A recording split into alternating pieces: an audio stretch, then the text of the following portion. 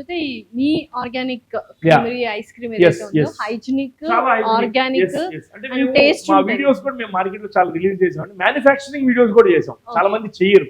Okay, so ఇవన్నీ చేయడానికి pricing ఖచ్చితంగా అవుద్ది.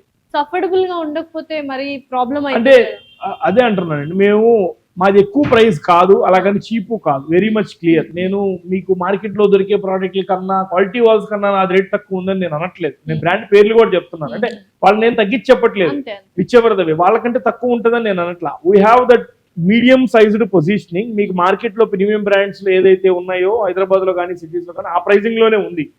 ఆర్గానిక్ అనగానే ఇది కాస్ట్లీ అనుకుంటారనే థాట్ ప్రాసెస్ లో ₹1 per gram అని పెట్టాం.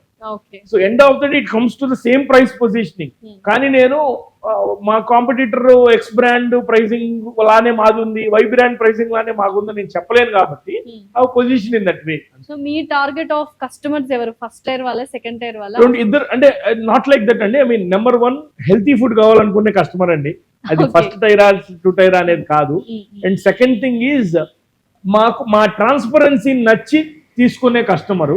అండ్ మూడోది మా ఫౌండర్ ప్రామిస్ నచ్చి తీసుకునే కస్టమర్. ఆ టైర్ అనేది I cannot decide, that is the way.